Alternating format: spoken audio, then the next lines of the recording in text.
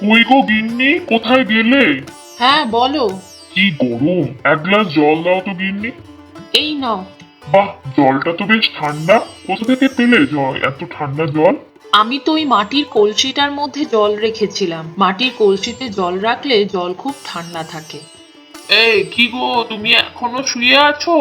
আমার না এই গরমে কোনো কাজ করতে ইচ্ছা করছে না। আমার একদম কিছু ভালো লাগছে না, সারাদিন তো শুয়েই আছি। বাবা বাবা, মা না আজকে রান্না করেনি, আমাকে দোকান থেকে খাবার কিনে এনে খাইয়েছে। সে কি, তোমাকে কতবার বলি, তুমি আর শোনার না। এরকম বিলাসী জীবন ছাড়ো, সুস্থ থাকবে। জীবন কত সুন্দর সেটা বুঝতে পারবে।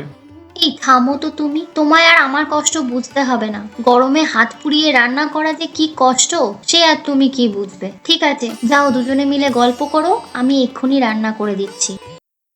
আচ্ছা, তুমি সবসময় আমার সাথে এরকম ব্যবহার কেন করো? আচ্ছা, তুমি তো কিছুই বুঝতে চাও না। আমি ওইভাবে বলিনি। শরীর ভালো না থাকলে এত ধন সম্পত্তির কি মানে হয়? দাদা বৌদি তো গ্রামে থাকে, ওদের দেখেছো এত অসুস্থ হতে? ও, তার মানে তুমি আমায় বলছো যে আমি তোমার ওই গ্রামে গিয়ে থাকি, জল কাদা মাটি ওই নোংরা গ্রামে গিয়ে আমি থাকি? না না, তোমায় কেন গ্রামে থাকতে বলবো? দুদিন গিয়ে গ্রামে আমরা একটু থেকে আসতাম, তাই বলছিলাম। কেন, তোমার অফিস নেই? না, কদিন ছুটি নিয়েছি। যা গরম পড়েছে আর পারা যাচ্ছে না। আর শহরে তো একটু বেশি গরম কদিন, তাই ভাবছি যে গ্রামে থেকে আসবো। দেখবে, তুমি গেলেও যেতে পারো। দেখবে শহরের তুলনায় গ্রামে কত শান্তি। ওই গরিবের বাড়ি হলেও জায়গাটা তোমার ভালোই লাগবে। তুমি যাও, আমি যাব না। এসিটা একটু বাড়িয়ে দাও তো, ভীষণ গরম লাগছে। ওখানে এসি নেই, কিছু নেই, আমি থাকতে পারবো না। ও গিন্নি, কালকে বাপন আমাদের বাড়ি আসছে, ভালো করে সব রান্না বান্না করো। বাবা বাবা, কাকু আমাদের বাড়ি আসছে আর রিয়া আসবে। খুব মজা হবে। আমি রিয়াকে আমাদের পুরো গ্রামটা ঘুরিয়ে দেখাবো। হ্যাঁ রে, ওরা সবাই আসছে। তা কি মনে করে? উনি তো আবার বড় লোকের বেটি, এসি ছাড়া থাকতে পারে না, তাও আবার এই গরিবের বাড়িতে। তুমি চুপ করো না, ওদের যেন কোনো অসুবিধা না হয় সেদিকে খেয়াল রেখো। তুমি তো তোমার ভাইয়ের জন্যই পাগল, কিন্তু সেবার যখন গেলাম তোমার ভাইয়ের বউকে তো তুমি চেনো, আমাদের ঠিকমতো রান্না করে খাওয়ালো না। রে, তোরা চলে এসেছিস, আসতে কোনো কষ্ট হয়নি তো?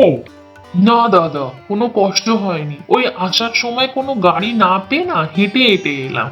সে কি গো, এতটা পথ হেঁটে এলে তোমরা? তা ঠিক করেছিস বাপু, আমাদের বাড়ি থেকে স্টেশন আর কতটুকু পথ, হেঁটে এসেছিস, ভালোই করেছিস, হাঁটা তো ভালো। চল রিয়া, তাহলে আমরা খেলি। না না, এখন খেলা হবে না, আগে একটু রেস্ট নিয়ে খাওয়া দাওয়া করুক, তারপরে খেলবে। কি গো গিন্নি, কেমন লাগছে গ্রামের ঠান্ডা হাওয়া? সবই তো বুঝলাম, কিন্তু ঘাম তো হচ্ছে। এসিতে থাকলে তো আর ঘাম হয় না। আরে গিন্নি, এই বাতাস কি তুমি এসির মধ্যে পাবে? এত ঠান্ডা সুন্দর বাতাস। সবই তো বুঝলাম, কিন্তু গা তো ঘামছে। গিন্নি, গা তো ঘামা ভালো। সুস্থ থাকতে হলে সবকিছুরই দরকার আছে। আজকের খাবার দাবার গুলো খুব ভালো ছিল, বলো গিন্নি? হ্যাঁ, আমি তো পেট ভরে খেয়েছি। পুকুরের টাটকা মাছ, টাটকা সবজি, রান্নার আলাদাই একটা টেস্ট ছিল।